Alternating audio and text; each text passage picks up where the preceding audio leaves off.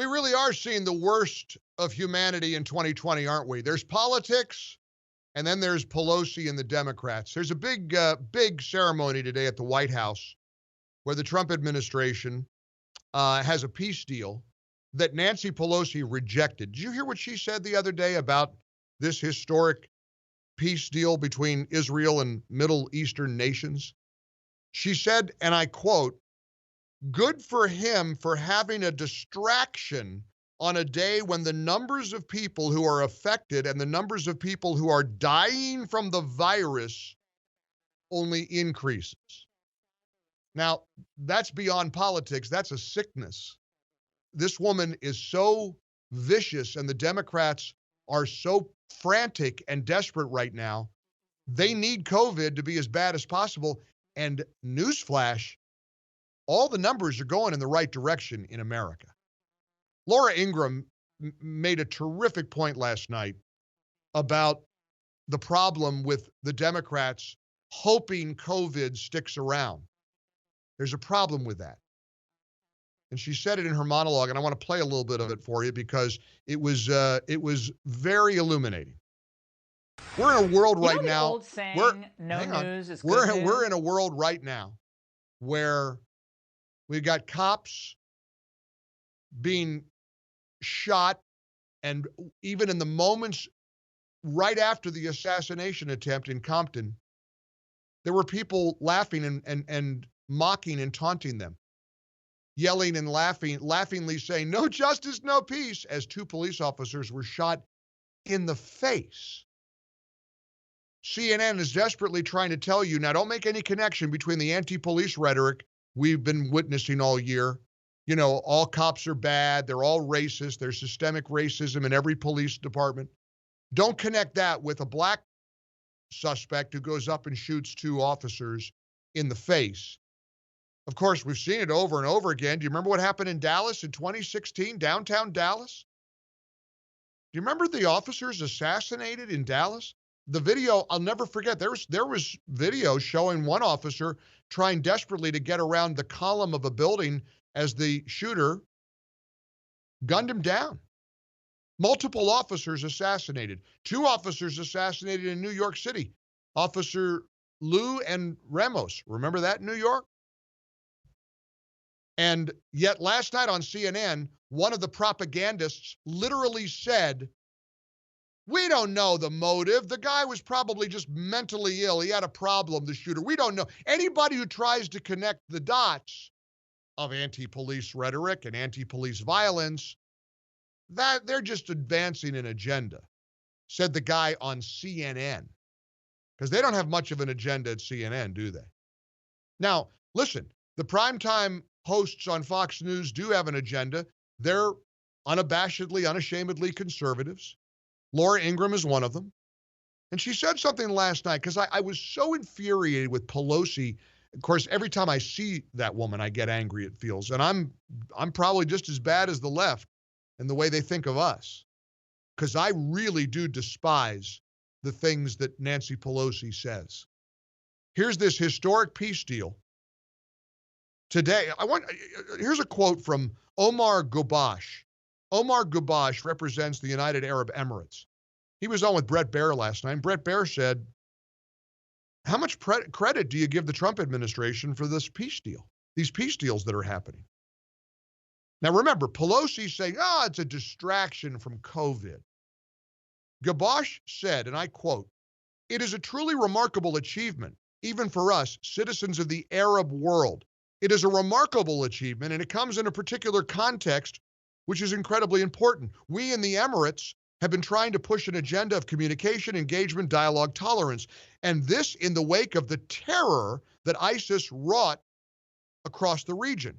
And so to find a U.S. administration that takes us up on that and assists us in coming to peace with the Israelis, this is the first peace between an Arab state and the Israelis in 26 years, he said. It's a remarkable achievement in itself, both for the administration and the American people, and for which I think we're very grateful. Again, that was Omar Gubash, who serves in the United Arab Emirates. You realize if Obama had any kind of a peace accord, which fat chance that would have happened with Israel in any way, shape, or form, he wouldn't even let Benjamin Netanyahu come in the front door of the White House. He had to sneak him in the back. But if this was something happening on a Democrat president's watch, it's all we'd be hearing about morning, noon, and night. Think about the Speaker of the House being asked about this historic peace accord, which, again, is the first peace between an Arab state and the Israelis in 26 years. And Pelosi says, yeah, but COVID, my Lord, that's not politics. I'm sorry, that's evil. And the Democrats, hoping that COVID continues to wreak havoc in America, is a dastardly, ugly, vile tactic. Here's Laura Ingraham last night on Fox News making what I thought was a pretty profound point about the Democrat playbook to try to continue to make America miserable with all of this COVID coverage until Election Day. Listen to this. You know the old saying, no news is good news? Well, where COVID's concerned, why does it always seem like good news is actually bad news? Well, just as the Ingraham angle told you months ago, Biden has not one, but two running mates. Well, there's Kamala, right? We know about Kamala. And then there's COVID. The more active across the country they both are, the less old Joe has to campaign for himself. Now, the problem for the Biden COVID ticket is that the virus is slowing down, just like the presidential nominee himself. Come on, man. Well, in the last 2 weeks, the average number of daily COVID cases has plummeted 17%. Now, remember when we were first sold the lockdowns, it was all about saving the hospitals. It was very important to do that.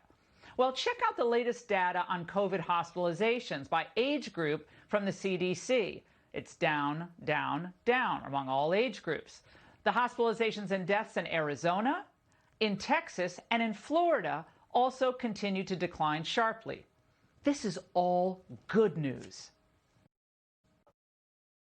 But that good news is not something you hear on ABC World News Tonight or the NBC Nightly News or CBS or CNN or the Washington Post or the New York Times. New York Times this week said, well, COVID's going down in America, but not in a couple of states in the Midwest. It's like they absolutely are clinging to the worst possible news. You just heard Laura cite the CDC. You don't believe the CDC? What about Johns Hopkins? You believe Johns Hopkins?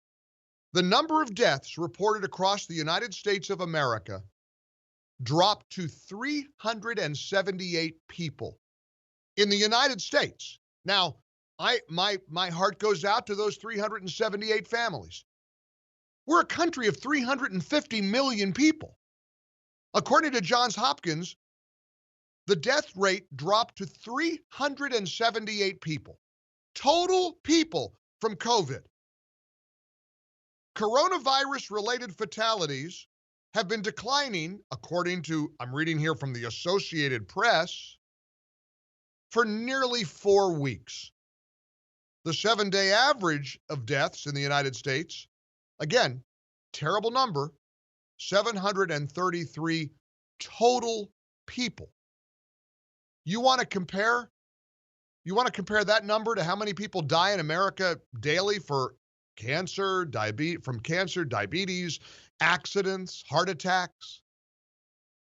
378 people died from COVID in a country of 350 million people. I'm sorry to repeat that, but you gotta get some perspective, because we are not getting any perspective from a hateful, bitter, corrupt news media.